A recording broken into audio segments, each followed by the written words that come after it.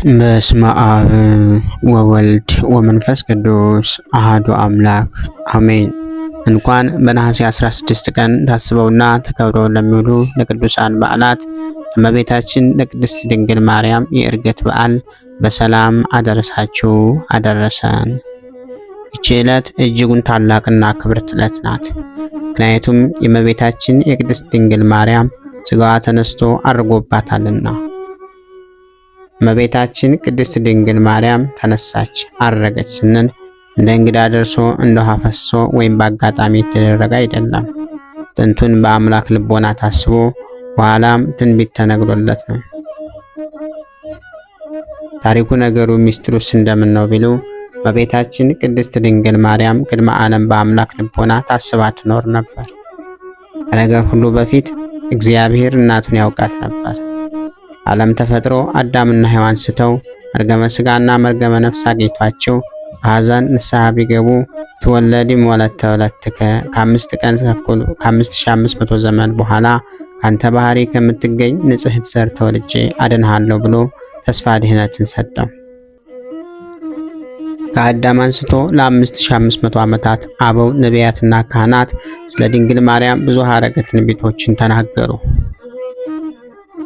መዳኛቸውን ሱባኤ ቆጠሩላት፣ ምሳሌም መሰሉላት። ከሩቅ ዘመን ሆነውም ሊያገኟት እየተመኙ እጅ ነሷት።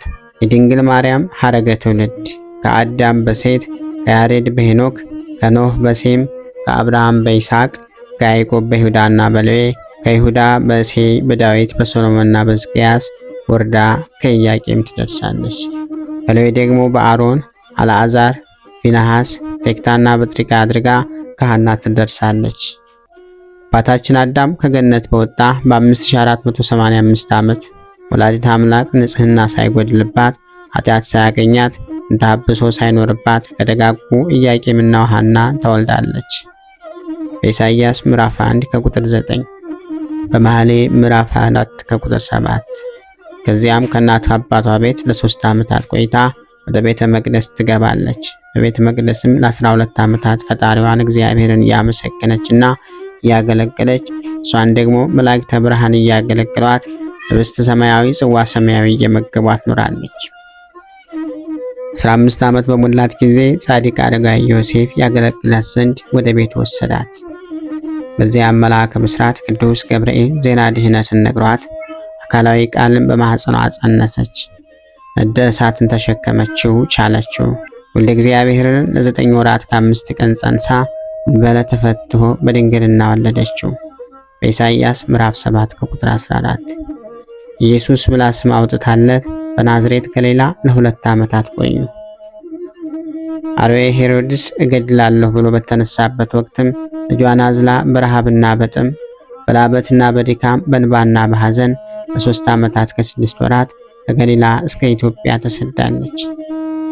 ልጇ ጌታችን 5 ዓመት ከ6 ወር ሲሆነው ለእርሷ ለድንግል ደግሞ 21 ዓመት ከ3 ወር ሲሆናት ወደ ናዝሬት ተመለሱ።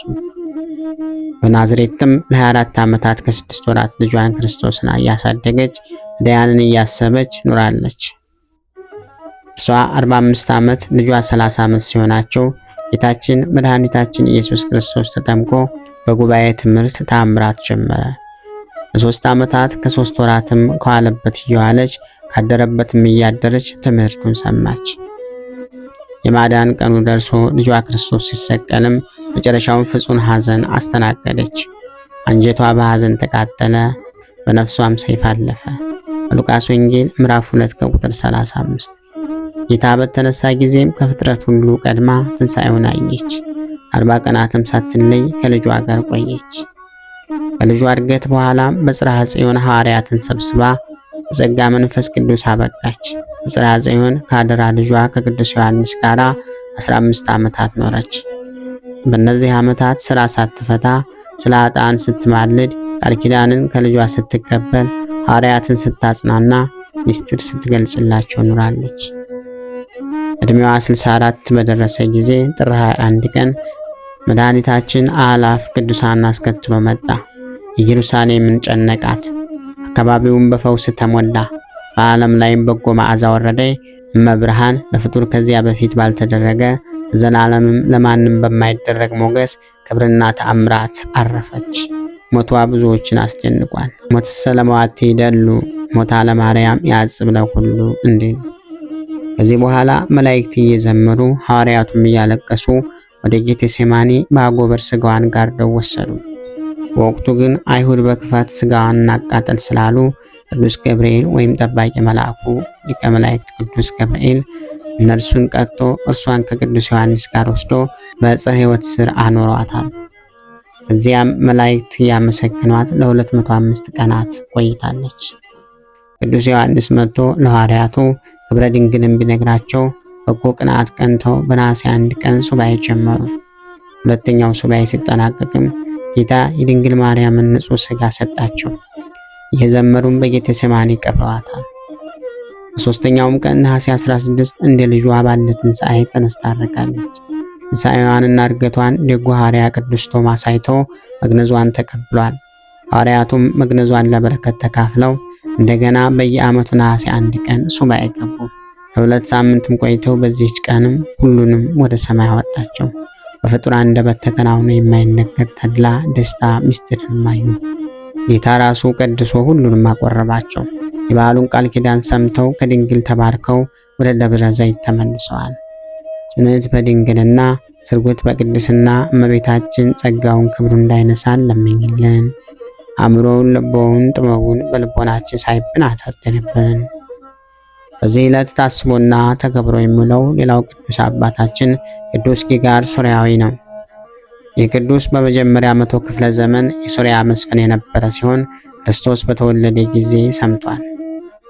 መብርሃን ለስደት ስትወጣ በመጀመሪያ ሄደችው ወደ ሊባኖስ ተራሮች ነው። እርሱም የአምላክ እናትነቷን አምኖ አስተናግዷታል። ሄሮድስም ይህንን ሲሰማ ጦር አስከትሎ ወደ ጊጋር ሄደ። መስፍኑ ጊጋር ሄሮድስን እንደማይችለው ሲረዳ ድንግል ማርያምን ወደ ግብጽ ሸሽጎ አሸሻት። ሄሮድስንም ፊት ለፊት ተገናኘው። ከአቅሙ በላይ ስለነበረም በወታደሮቹ ተመርኮ ሄሮድስ ቀረበ። እመቤታችንና ልጇን አምጣ ቢለው አልናገርም አለው። በዚህ ምክንያት አካሉን ከብዙ ቆራርጦ ከድሎታል። በቤተ ክርስቲያን ታሪክም ስለ አምላክ ፍቅር የተሰዋ የመጀመሪያው ሰው ተብሎ ይታወቃል። ጌታም ስለ ሃይማኖቱ ፍቅሩና ሰማዕትነቱ 3 አክሊላትን ሰጥቶታል።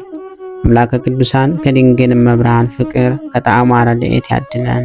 የወዳጆቿን ጊጋርና ጊዮርጊስን በረከትንም ያብዛልን።